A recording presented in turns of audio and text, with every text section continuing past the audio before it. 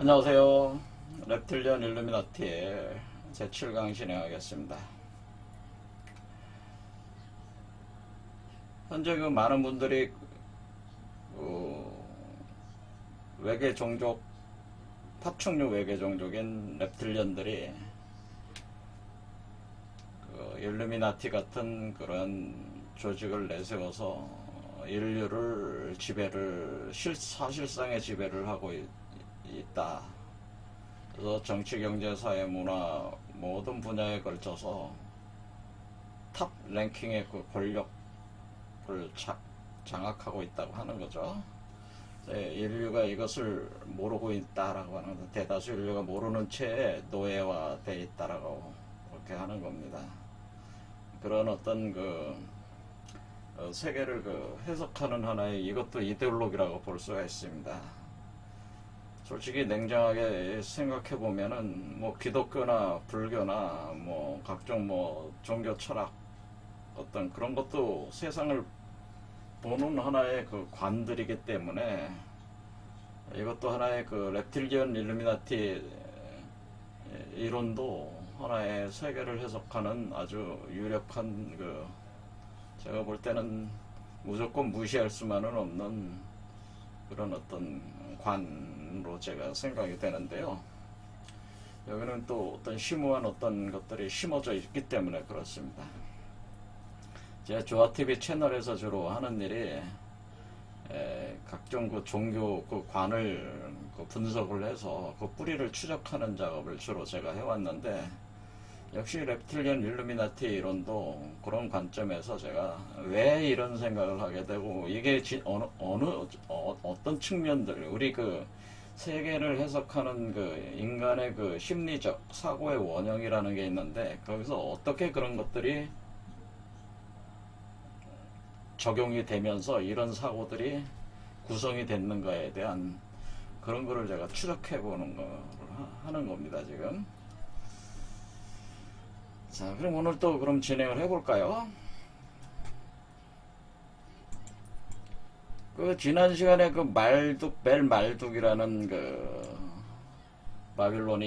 고대 바빌로니아의 신들의 왕으로 불리는 존재에 대해서 알아봤는데요. 벨 말둑이라고 하는 존재가 니비루라고 하는 거죠. 별도의 호칭이 니비루라고 불렸다라고 하는 거죠. 그래서 이 제카리아 실진이라는 사람이 자기 저서에서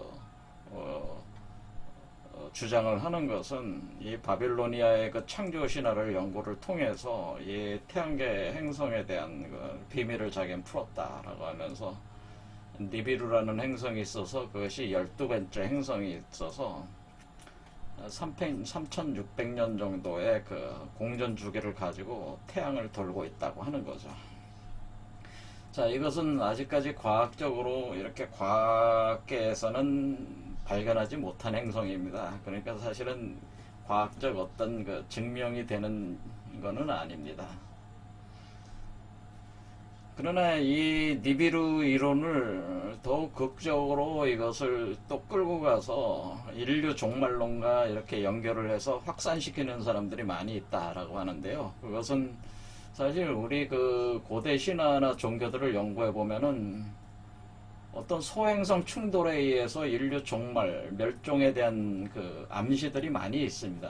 그래서 그런 것과 또 연결이 돼서 우리가 아마겟돈 영화 같은 거라든가 딥 임팩트 같은 영화가 이렇게 소행성 충돌에 의해서 멸종하는 걸 그린 영화들이잖아요. 그린 영화들인데, 이 니비루가 이렇게 3600년에 한 번씩 공전을 하는데, 그게 지구 근처에 이번에 왔을 때 그걸 보통 이 종말론자들은 2012년으로 그걸 생각했었어요. 소행성 충돌 종말론자들. 근데 이 니비루가 reptilian 외계 종족의 전투행성이라고 생각하는 거죠. 전투행성이 와서 직접 충돌하는 게 아니고 일종의 지구 근처에 와서 인류 대멸종 작업을 한다, 그런 썰이죠.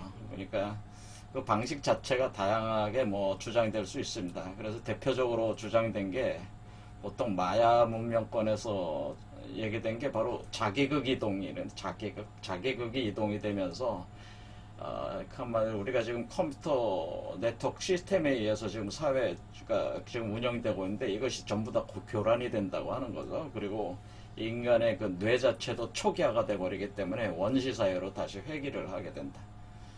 또 거기에 그 신종 코로나 같은 어떤 바이러스 질병들을 창궐을 시켜서 인류를 뭐 수십억을 살상을 하는 그런 작업을 한다. 그러니까 추수 작업을 한다는 거예요. 무슨 추수 작업이냐면은 인류 추수 작업이죠. 그걸 하면서 뭐 77억을 뭐 5억 정도로 줄여버리려는 그 작업을 한다. 이런 얘기를 이제 주장을 하게 되는 거죠. 그게 니비루라는 행성이 오는데, 근데 니비루가 이게 벨 마르둑이라는 바빌로니아의 그 신들의 왕을 표현해주는 요 개념이기 때문에 제가 신화에 관련돼서 지난 시간에 이제 살펴본 거죠. 그런데 이렇게 이런 소행성 충돌에서 이렇게 하는 거는 그 근거가 있어요. 그러니까 이 니비루 그럼 저한테 이제 물어보실 수 있어요. 니비루에 의해서 그럼 인류 종말이 온다고 생각하십니까? 저한테 묻는다면은 니비루에 의해서 인류 종말이 옵니다. 저는 이렇게 얘기를 대답을 하겠습니다. 2012년에 된 건 아닌데 니비루로 인류 종말이 온다. 이거는 맞는 얘기예요. 사실은. 근데 왜 맞는가에 대해, 그게 어떤 방식으로 오는가에 대해서는 완전히 다른 관점으로 제가 설명을 해드릴 것이다. 나중에. 근데 이렇게 어떤 소행성에 의해서 이렇게 와서 인류 종말이 온다고 하는 거는 기본적 사고는 맞아요. 그래서 제가 이 넵틸리언 일루미나티 이론이라는 것이 무조건 그 호황한 이론만은 아니라고 제가 자꾸 얘기를 하는 것이, 이런 어떤 이 사람들이 이렇게 자기의 어떤 그런 일종의 뇌피셜을 주장을 할 때도 그 뇌피셜 중에는 은연중에 자기의 어떤 그런 원형적 사고, 진실된 사고가 거기에 심겨져 있어가지고 이렇게 나오는 거기 때문에 쉽게 이렇게 판단될 수 있는 게 아니에요. 왜 이렇게 많은 사람들이 이런 이론에 이렇게 매달려 있냐? 그거는 이 이론이 상당히 합당한 어느 정도 진실성이 또 있기 때문에 그렇다, 그런 얘기예요. 하지만 그것이 과연 어떤 것이냐에 대해서는 이분들이 얘기하는 이런 식은 아니라고 제가 말씀을 드렸습니다. 이런 식은 아니고 다른 식이다. 근데 니비루가 온다. 그거는 맞다. 제가 얘기하는 겁니다. 자, 니비루가 그럼 지금 태양계 12번째 행성 아직도 과학적으로 저기를 발견이 안 됐는데, 그건 도대체 뭐냐? 그건 뭐 나중에 제가 또 설명을 드리겠습니다. 일단은 이 니비루라는 게 이제 벨 말둑이라고 하는 신들의 왕, 고대 바빌로니아의 신들의 왕으로 등극한 벨 말둑을 호칭으로 부르는 또 그런 것인데, 벨 말둑이라는 게 제가 지난 시간에 이게 고대 바빌로니아가 원래 이 아카드 왕조가 무너진 뒤에 한 200~300년 후에 BC 1900년에 고대 바빌로니아가 성립되면서 이제 발견된 그 토판 자료들을 보면은, 그걸 보고 이제는 이 작가의 시친이 연구를 해서 결과를 낸 거라고 그랬죠. 거기에 보면은 말둑이라는 벨 말둑이 이제 나오는데, 그 벨 말둑이 이제 엔키의 아들로서 엔닐의 권력을 다 장악한 존재가 돼서 벨 마르둑이다, 이렇게 이제는 되는데, 그 벨 마르둑이 시면의 괴물, 시면의 한마디로 모든 생명체를 태어나게 한 모체 괴물이라고 볼 수가 있는데, 티아맛과의 싸움이 있어서 티아맛을 죽이게 되죠. 죽이게 돼서 티아맛을 갈기갈기 찢어가지고 천지창조를 합니다. 그게 에누마 엘리시의 내용입니다. 그래서 티아맛을 갈기갈기 찢어가지고, 여기 이제 토판 에누마 엘리시의 토판 1, 토판 2 이렇게 그 점토판 해석한 내용들이 여기 나오거든요. 여기에 그대로 다 해석한 게 여기 써 있어요. 이렇게 읽어보면은 티아맛을 죽여가지고 티아맛의 몸을 막 이렇게 찢어가지고 창조를 하게 됩니다. 이렇게 창조를 하게 되는데요. 그리고 뭐냐면 여기서 여기 이렇게 되어 있습니다. 이렇게 마르둑은 생선을 말릴 때처럼 티아맛의 시체를 반으로 갈라가지고 시체의 반쪽으로 들어올라 하늘을 만들고 그녀의 살가죽을 당겨서 그녀의 물에 생지 않도록 만들고 감시자들을 세웠다. 마르둑은 하늘과 궁창을 검사하고 그 위에 위대한 신전 에사레를 건설하였고 에아와 엔넬과 아누가 거기서 살도록 했다. 여기서 에아는 엔키죠. 자, 이런 식으로 티아맛을 이렇게 했어요. 그리고 여기서 이제는 원래 그 고대 바빌로니아 신화 이전에 그 수메르 신화에서는 엔키가 엔넬의 지시에서 엔키가 인간을 창조를 할 때 그 이기기라는 작은 신의 그 두목 피를 뽑아서 진흙과 섞어서 이렇게 아다무라는 그 철학으로 만들어서 아다파를 최종적으로 만들었다고 나와 있는데 여기서는 이제는 벨 마르둑이 그러니까 엔닐은 없고 벨 마르둑이 그 티아맛에서 태어난 그러면서 티아맛의 남편 역할을 하던 퀸쿠라는 그 존재를 제압을 하고 사로잡아 가지고 그 피를 뽑아서 그걸 만들게 했다는 거죠. 에아가 엔키가 만들게 했다고 하는 거죠. 그러니까 그래서 구체적으로는 킹쿠의 피를 가지고 그러니까 티아맛에 기원한 킹쿠의 피를 가지고 인간의 몸이 만들어졌다라고 인간이 창조가 됐다 그런 게 여기 나온다는 거예요.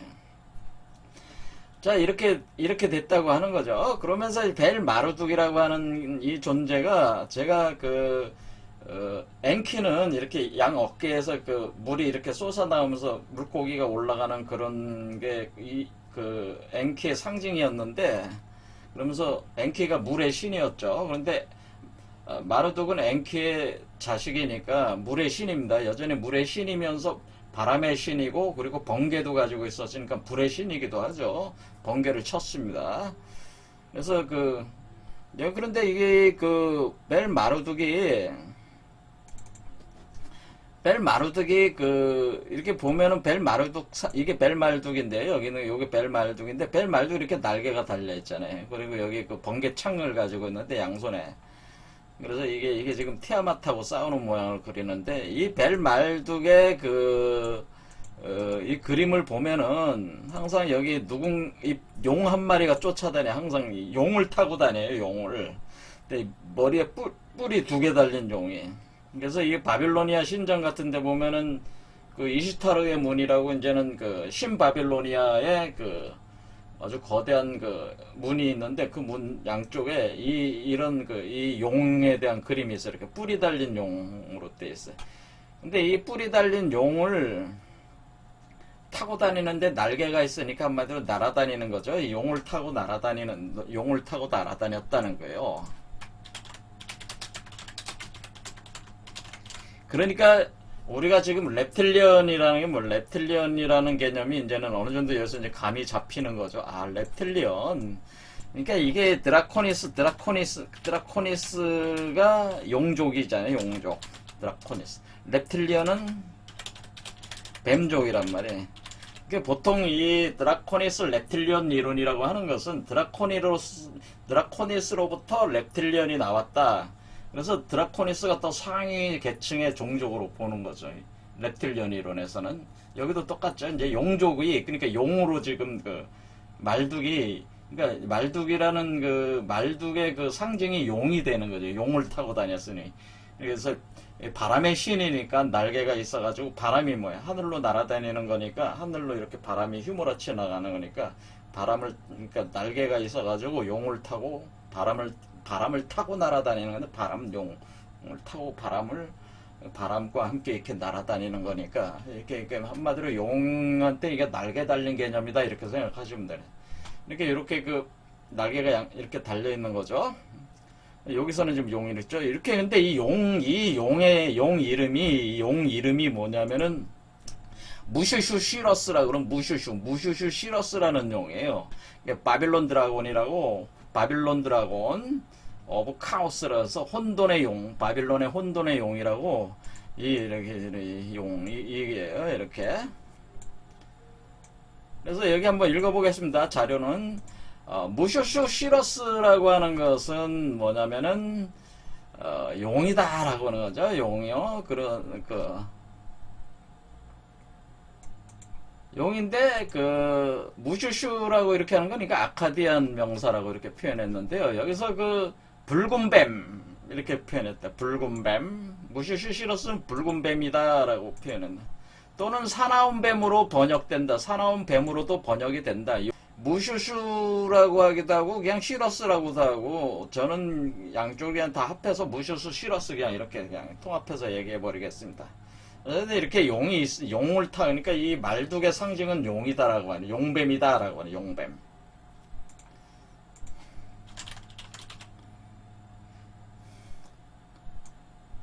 그러니까 우리는 이제 말뚝이 지금 랩틸리언 일루미나티론을 지금 하는 거잖아요. 그럼 랩틸리언의 교훈이 그럼 어디서 나오는 겁니까? 그럼 reptilion은 이 말뚝이 원래 엔키는 물고기라고 본다면은 물에 있는 물고기 개념이면 그 물고기가 자라서 용이 되고 그게 또 뱀으로 변형되는 거기 때문에 이 한마디로 이 엔키로부터 이렇게 나오는 이런 말뚝으로 이렇게 태어나서 자식으로 나오는 개념이, 그 다음에 이 말뚝의 자식의 나부라고 있는데 나부도 이걸 타고 다녀요. 똑같이.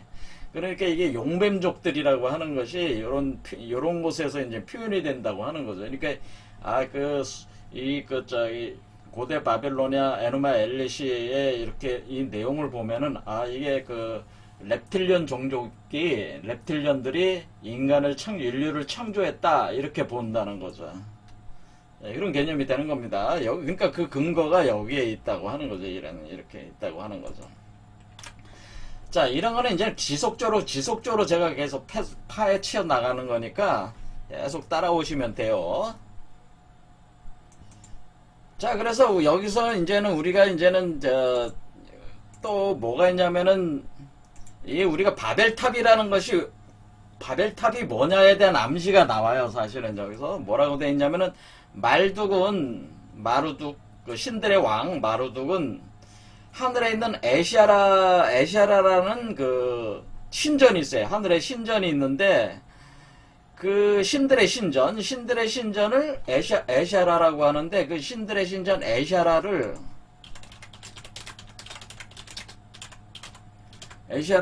땅에 세우려고 해요. 그때 땅에 이렇게 에시아라를 세우려고 하는데, 세우려는 그 땅 이름을 바벨이라고 했다는 거죠. 바벨. 그러니까 바벨탑이 세워지는 이 개념이 여기서 나오는 거죠. 그러니까 원래 바벨탑이라고 하는 것은 하늘에 있는 신전 에시아라를 모방을 해서 이 세상에다 세우는 개념이었다라고 하는 거죠. 그래서 바벨, 위대한 신들의 집이다 이렇게 했다는 거죠. 그래서 벨 말뚝이 바로 이 바벨탑 건설과 관련이 있다고 하는 것이 여기에 토판에 나와 있다고 하는 겁니다.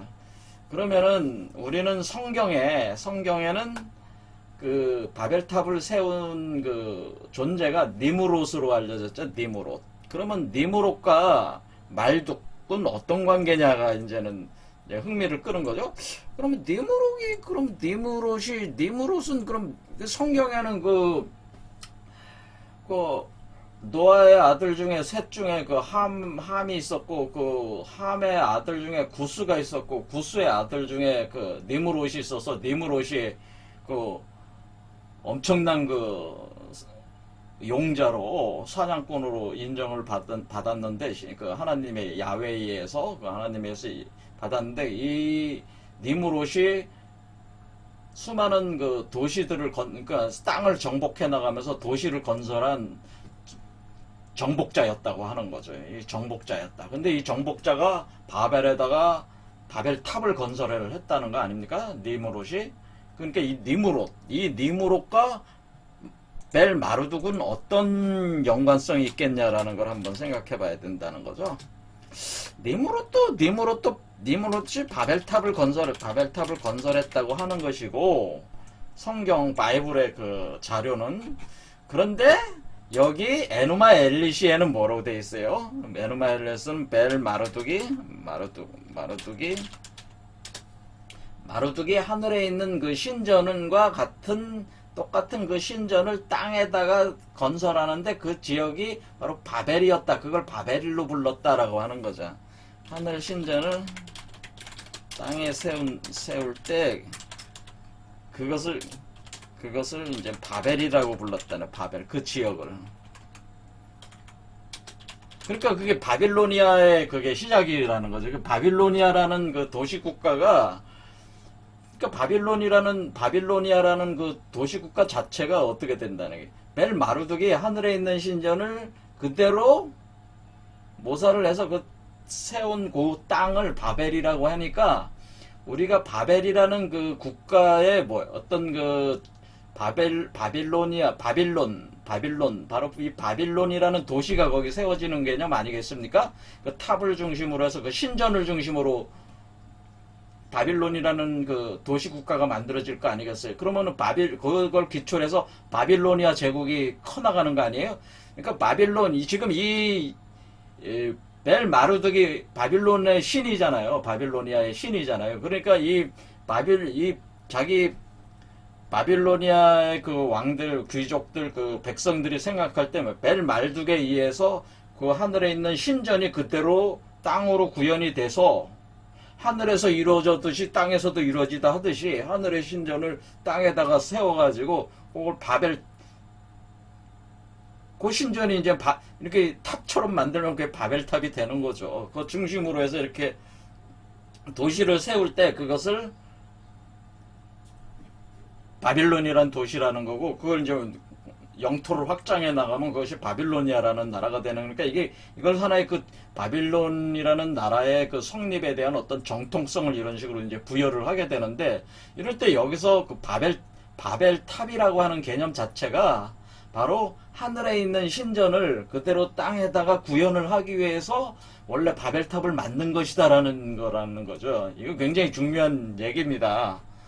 그러니까 니무롯도 바벨탑을 건설한 이유가 하늘에 있는 그 바벨탑을 그대로 모사해서 이 땅에다가 만들려는 거였다, 이렇게 볼 수가 있는데, 그런 개념인데, 이 니무롯과 벨 마르둑은 과연 다른 존재냐 같은 존재냐라는 거죠. 이게 니무롯과 벨 마르둑이 원래 같은 존재인데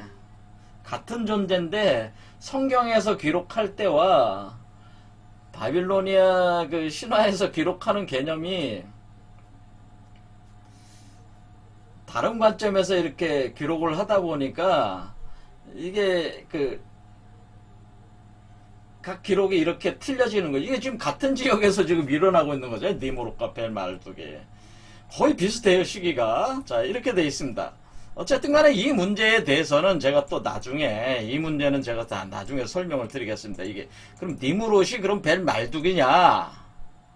성경상의 니무롯이 벨 마르둑에 해당되는 거냐? 이런 거요. 이런 문제는 또 다음에 또 저의 관점을 설명을 드리겠습니다. 오늘은 그냥 넘어가겠습니다. 일단은 왜 그러냐면은 지금 우리가 이 바벨탑이나 피라미드이라는 거하고 엄청난 연관성이 있어요. 사실 그 reptilian 일루미나티 이론이. 여러분들도 이미 아시다시피 프리메이슨의 상징이 뭐예요? 그 피라미드의 그 꼭대기에 제3의 눈이 있는 거 아니에요, 그게. 그러니까 이게 피라미드이 굉장히 중요한 건축물이라고 하는 거예요. 그러니까 이걸 계속 같이 추적을 해야 됩니다. 그러니까 이런 점들은 잊으면 안 된다라는 거죠. 나중에 또 보겠다는 거죠. 자, 그래서 우리는 어쨌거나 그 벨 마르둑이라는 존재가 바로 그 상징하는 그 동물이 바로 용이었다는 거죠. 용뱀이었다는. 여기도 이제 뱀으로 또 붉은 뱀으로, 사나운 뱀으로 번역이 되니까 용뱀이었다고 하는 겁니다. 그러니까 벨 마르둑의 상징은 용뱀이었다. 그런 거죠. 그러니까 이게 드라코니스 렙틸리언 종족이다. 벨 마르둑은 드라코니스 렙틸리언 종족이다. 이렇게 볼 수가 있는 거죠. 그러니까 이게 그 고대의 신들이 그러니까 고대의 신들을 고대의 이 신들을 지금 뭐야 드라코니스 reptilian이라고 하는 게 여기서 이제 근거가 나오는 거죠. 그렇죠. 이렇게 되는 겁니다. 자, 그러면은 이 내용과 그러면은 이거를 오늘 이제 보려고 하는 거는 이것은 이제는 메소포타미아 얘기고 지금 이제는 또 보려고 하는 거는 오늘 보려고 하는 거는 메소 아메리카에 대한 얘기를 이제 보려고 하는 겁니다. 그럼 이 똑같은 이런 개념이 또 메소 아메리카에도 등장을 한다고 하는 거예요. 그러니까 그러니까 이 논리를 이렇게 하려면 어떤 구성을 해 나가야 되니까 또 다른 걸 또 살펴봐야죠. 자, 그러면은 우리가 메소 아메리카라고 하는 것이 있어요. 자, 그래서 오늘 보려는 게 케찰코아틀이라는 그 뱀에 대해서 보려고 하는 게 케찰코아틀. 예, 케찰코아틀은 이렇게 생겼습니다. 케찰코아틀은 이 날개 달린 뱀 이렇게 생겼어요. 케찰코아틀.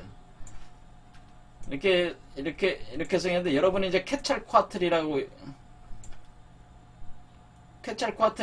구글에 이렇게 넣어보면은 여기에 마야 잉카 관련된 비슷한 신전 여기 있으면서 여기에 이렇게 하늘로 이렇게 날개 깃털이 달린 뱀이 이렇게 사나운 뱀이 지금 이렇게 있는데요. 그러면서 여기 이 뱀, 이것도 케찰코아틀을 그린 건데, 케찰코아틀이 사람을 잡아먹잖아요. 사람을 잡아먹는 그림이.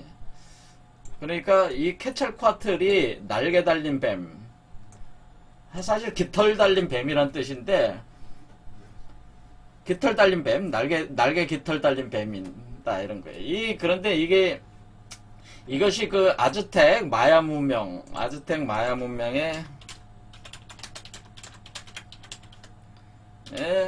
아즈텍과 마야 문명에 등장하는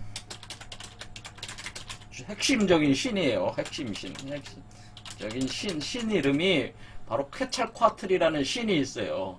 그러니까 케찰코아틀이라는 신이 이렇게 생겼어요. 이렇게 생겨가지고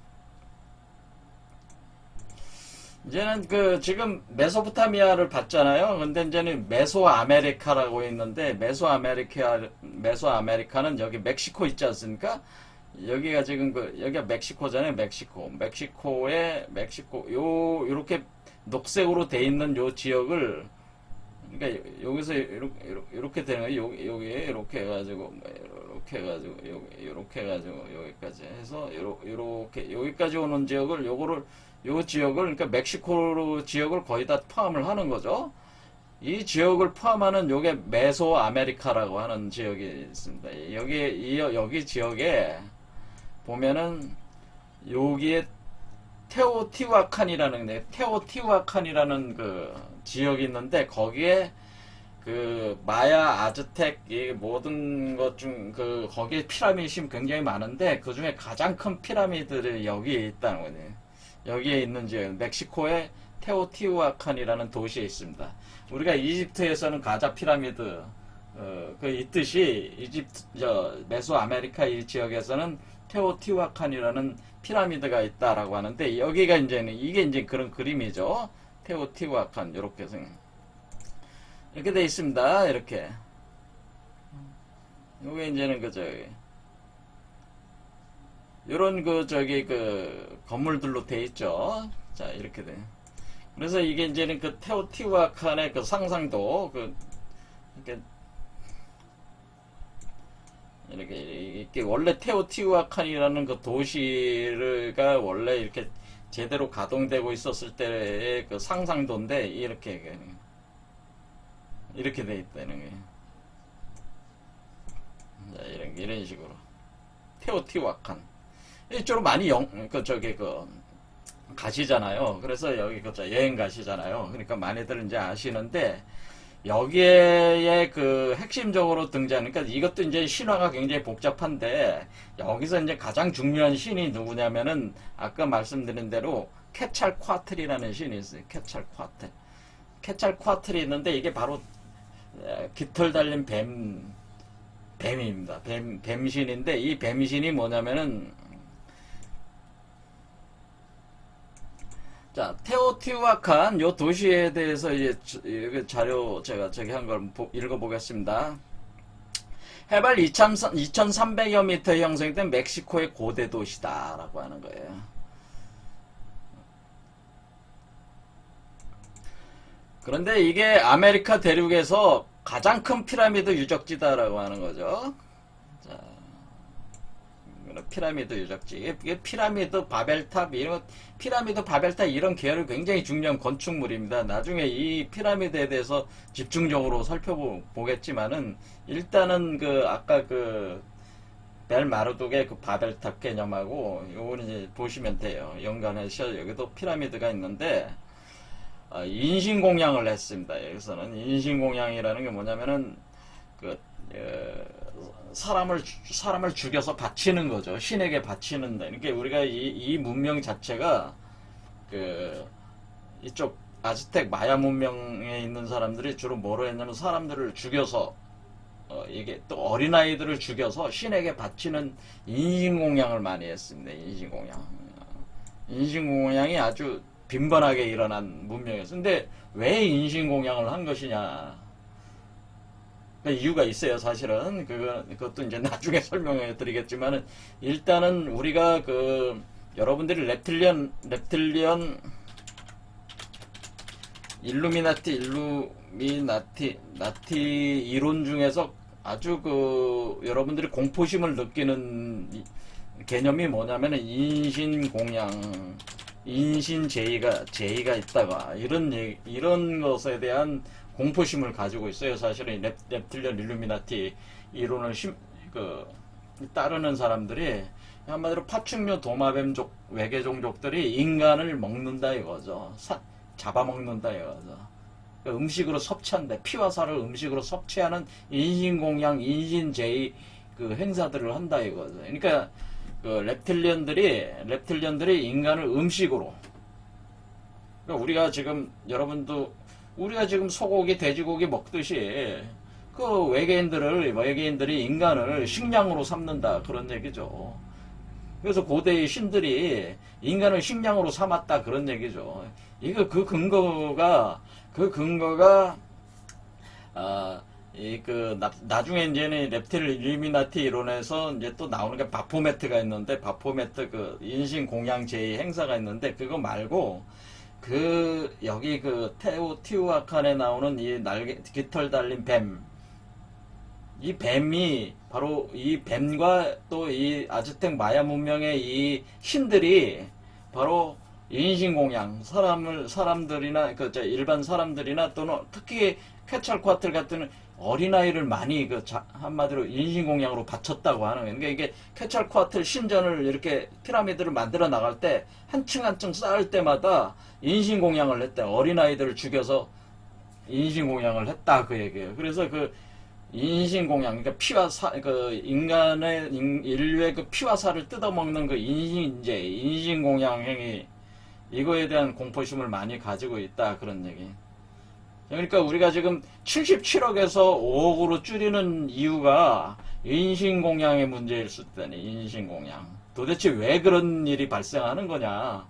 여기는 또 비밀이 있다고 하는 거죠. 나중에 왜 그렇게 되는 것인가? 정말 그럼 77억을 5억으로 줄이는 겁니까? 가능성 있는 얘기입니다. 근데 왜 그렇게 되는 겁니까? 그러니까 인간을 추수를 해서 식량으로 삼는 겁니까? 한마디 단백질을 갖다가 인간들을 다 죽여가지고 한마디로 우주선에다가 단백질 갖다가 이게 쟁여놓는 겁니까? 그건 왜 그러는 거에 대해서는 또 나중에 설명을 한다 그런 얘기야. 어쨌든 인신공양과 인신제의가 이 테오티후아칸의 유적, 여기에 나오는 퀘찰코아틀 이 뱀하고 상관이 있어요. 최고 신이라고 이렇게 보시면 돼요. 근데 여기에 바로 태양과 달의 피라미드가 있고 대규모 주택단지였던 죽은 자의 거리 유적지가 있다라고 하는 거예요. 그래서 여기 그림을 이렇게 보시면은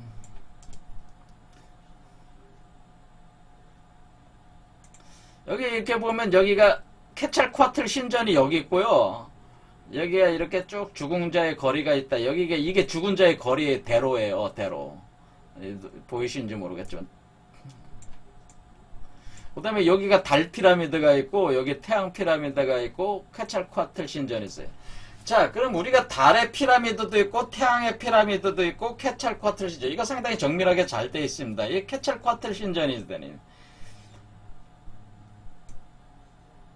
왜 그 태양의 신전이 있고 달의 신전이 있는가는 나중에, 왜 그렇게 되는가는 나중에 또 이제 이 신화라고 하는 것이 굉장히 또 신묘해요. 이런 걸 이렇게 어떤 그 어떤 그 이치에 따라 이렇게 건축물들을 해놓은 거기 때문에 나름대로 상당한 의미가 있습니다. 제 관점에서는, 신화적으로 볼 때는. 근데 이렇게 퀘찰코아틀 여기 신전이 이렇게 있는 거죠.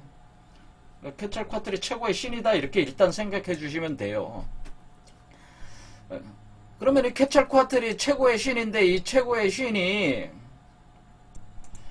이 최고의 퀘찰코아틀이, 이게 이제는 이 퀘찰코아틀이 인간을 창조했어요. 또 이게 인간 창조했어요. 인간 창조. 퀘찰코아틀, 그러니까 인간을 창조한 존재가 퀘찰코아틀이에요. 그러니까 그러니까 이게 reptilian, 아주 전형적인 그 드라코니스 reptilian이잖아요. 이게 뱀이잖아요. 깃털 달린 뱀이 인간을 창조했습니다. 이 신화에 따르면은. 자, 일단은 여기 다른 거 보겠습니다. 이렇게 해서 여기를, 이게 테오티후아칸이라는 여기가 이거 이제는 그때 이제 그들이 사용했던 나와틀로, 그때 언어로 따지면 신의 탄생지, 신의 길을 가진 자들이 사는 곳, 신들의 도시라는 의미다라는 거예요. 테오티후아칸이라는 게 이렇게 됐다고 하는 거죠.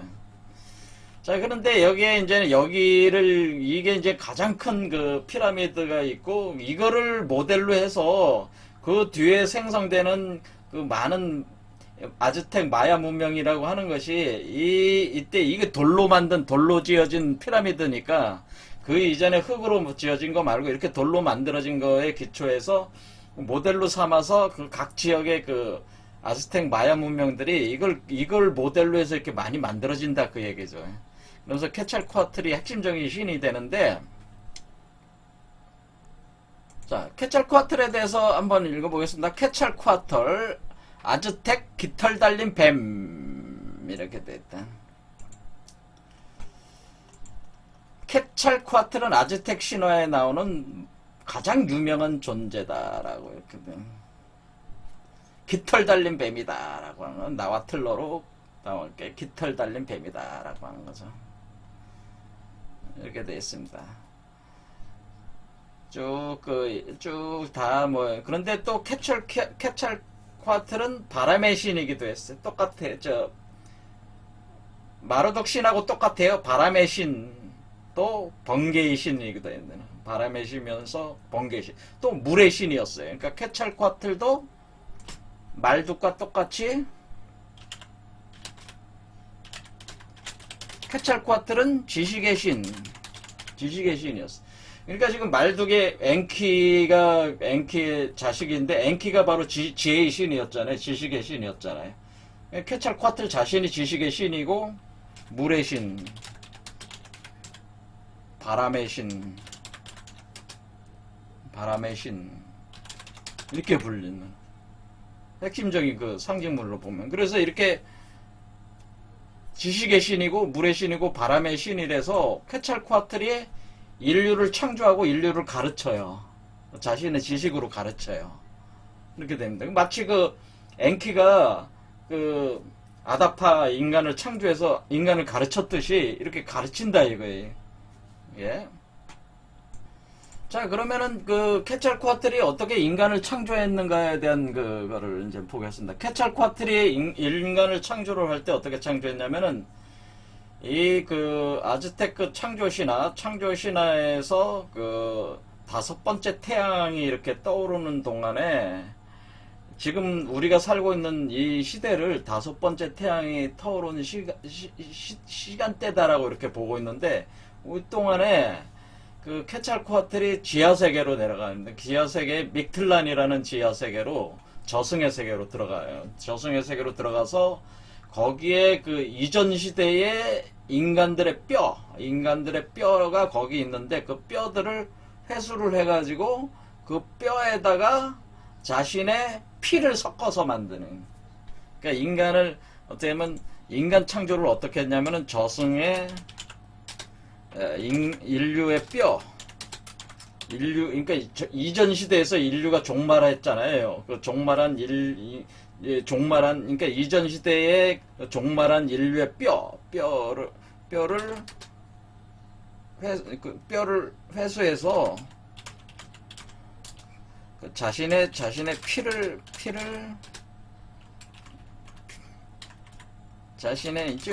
피를 담그는 거죠. 피에 담궈서 인간을 창조한다. 이렇게 해서 인간을 창조를 합니다. 이렇게 됩니다. 자, 그래서 케찰코아틀에 대해서 조금 더 알아보겠습니다. 케찰코아틀은 그 물과 비의 신이고 지식의 수호신이며 그리고 의술의 신이기도 했다라고 하는